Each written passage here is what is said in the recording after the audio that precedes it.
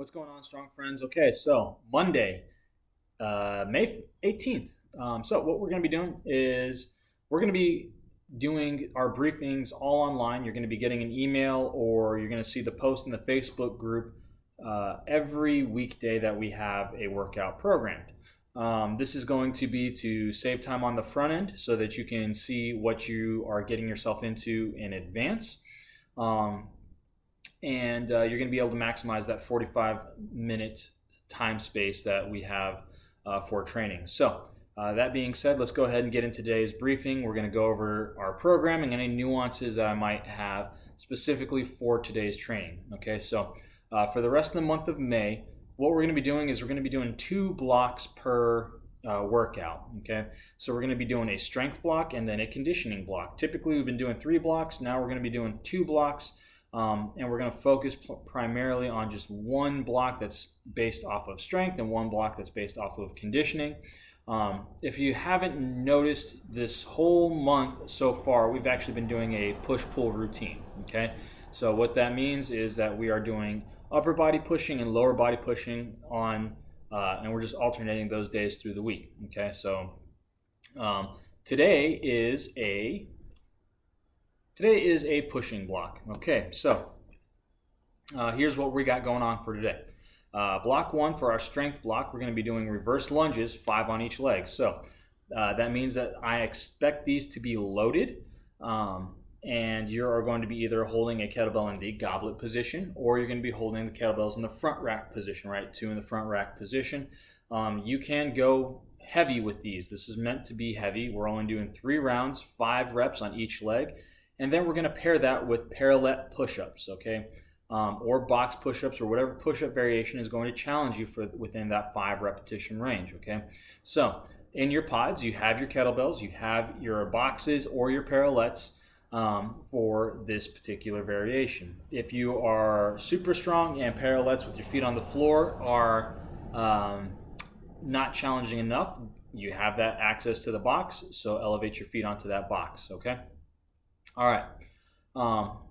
Following that, we are going to be doing a deep lunge with rotation. So we're just going to throw in a little bit of mobility in there as well. So we're going to be doing 3 reps on each side, the deep lunge with rotation. If you need a reminder on what that looks like, go ahead, check out the exercise library. It's posted. All of these are actually posted in there. So go there if you have questions as far as demoing is concerned, okay?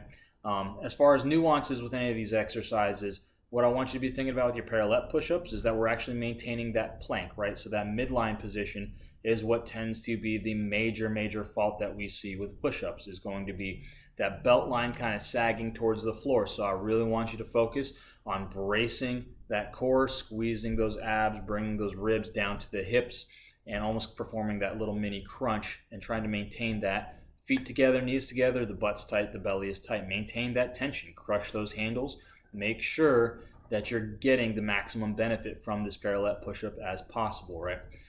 With these parallel push-ups, the main reason that we're going to be programming parallel push-ups and box push-ups and so on is just to keep you off the floor, to keep you from touching the floor as much as possible during the great COVID apocalypse of 2020, okay? So we're going to be doing a lot of parallel push-ups, a lot of box push-ups, a lot of ring push-ups if you have access to those. That's going to be what you're going to be seeing a lot of as far as the push-up department is concerned. Fortunately for you as well, it does mean we're not going to be doing a whole heck of a lot of crawling unless it is going to be like a Highland Road Park workout or something like that where, hey, the floor is the floor, the grass is the grass, and if you catch the COVID from the grass still, then I apologize. But hey, anyways, okay, so that's block 1. Block 2, 15 minutes. So we're going to put 15 minutes on the clock and we're going to be performing the armor building complex. So this complex is meant to be relatively heavy. Okay, we're going to be doing 2 double cleans, 1 double press, and then 3 front squats. Okay, so obviously the way that this looks is actually the double press is your limiting factor here in this particular set of exercises, right? So we have our 2 cleans. We're going to be doing double cleans, right? So we're going to get an opportunity to practice those kettlebell cleans.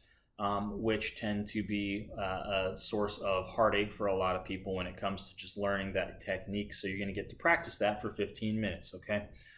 If you're new to kettlebell training and you're one of the newer students, that means that we're probably going to just stick with doing one side at a time, making sure that we catch that kettlebell, and then we guide it into position so you're not completely abusing your forearms with that kettlebell clean, okay? So once again, remember, nobody's got a gun to your head with any of these workouts. We're going to be practicing cleans a lot the next 2 weeks. So take this opportunity to really focus on nailing that technique, and I will be able to wax eloquent more in person in class this week when it comes to your clean technique, okay? So once again, 15 minutes, the armor building complex, 2 cleans, 1 double press, 3 front squats without setting those kettlebells down until those front squats are done.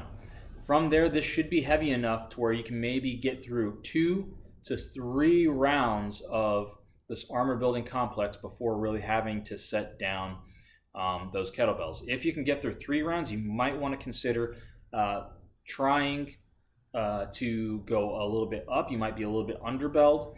Now, if your clean technique isn't 100% on par, maybe we just stick to that size bell where you can get about 3 solid rounds of this without setting the kettlebell down. Okay, so that's May 18th. Welcome back, everybody. Thank you so much for your support over the great apocalypse of 2020. I'm so happy to be back in business and seeing you guys in person, even though I might not be able to give you a crisp high five or a nice hug. Okay, guys, we will see you soon.